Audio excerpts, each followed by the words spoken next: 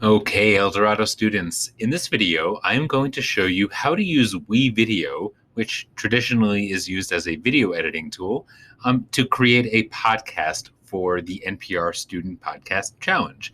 It actually is pretty easy and not that different from how you would make a video in WeVideo.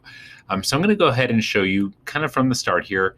Of course, as a BVSD student, you are going to wevideo.com, clicking login in the top right corner, then signing in with Google. Okay, so make sure you go through those steps first. But once you are in WeVideo, you'll be on your dashboard here. Before you can go ahead and just create a new podcast, we want to make sure we create a project in WeVideo first. The way WeVideo works is you have a project, and then inside your project lives different video or audio edits that you create. So we're going to go to projects here at the top, and then I'm going to click this plus button on the bottom right corner and go to create a new project. Okay, I'm going to name this one podcast, but you can name it whatever you'd like. If you are the only one working on the podcast, make it a personal project. If you are expecting or if you are planning on working with other students and you want to make sure that you can share the editing and recording responsibilities, you're going to want to make this a collaborative project. And then you can invite other students to join in and help edit and do the work. So for now, I'm going to choose a personal project. But again, you may want to do collaborative if you're working as a group. So personal, I don't have any materials in here yet, so I'm just going to click next, skip over the add media screen. Once your project has been created, you can start by clicking this create video button right here. And we're going to be calling these videos, even though eventually we are going to be just saving the audio. So don't let that confuse you. If you're not quite ready to begin creating your actual podcast yet, you can click finish and come back to that later. And I'll show you how to do that too. But I'm going to go ahead and create a video, which again will eventually be our podcast. And then I'm in the editor here. Now, the first thing I would do, because we don't really need video in this project at all, is remove one of the two default video projects or video tracks on the bottom. And think of tracks like layers. So you can layer sound effects and your intro music if you have, or and kind of tweak individual elements like that by stacking them down in this track area. I'm going to delete video 2 by clicking the trash can. You can't actually delete all of the video tracks. It says you need at least one in there. So just leave it for now. But don't worry about it. We're going to be focusing on audio tracks. We could add multiple audio tracks by clicking this plus button here and choosing audio. You can give it a name. So maybe you have one for music, one for sound effects, one for the host, however you want to organize it. But I already have an audio track here and the video track they make me have. So now I'm going to look in the different tabs here. I'm going to go to My Media and show you how you would record your voice for your podcast.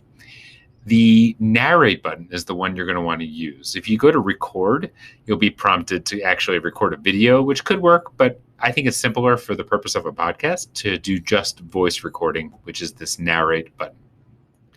So I clicked narrate. It says get close to the mic and click record. It'll count down.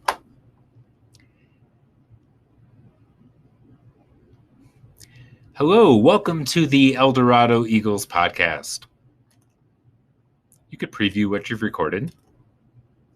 Hello, welcome to the Eldorado Eagles podcast. If it sounds good, hit save. If you weren't happy with what you recorded, you can click record again. Now, you're probably going to record longer snippets of audio here, and that's totally fine too. Because what you'll eventually want to do is kind of start editing it and cleaning it up a bit and organizing your clips in a way that is engaging and interesting and that adds to whatever it is you're talking about in your podcast, not distracts from it. So, if you needed to, you can trim away things you don't like, or maybe areas where you messed up saying something and you want to re-record. You could do all of that in here. I can zoom in or out to view my track. I can drag on the edges here and eliminate silence.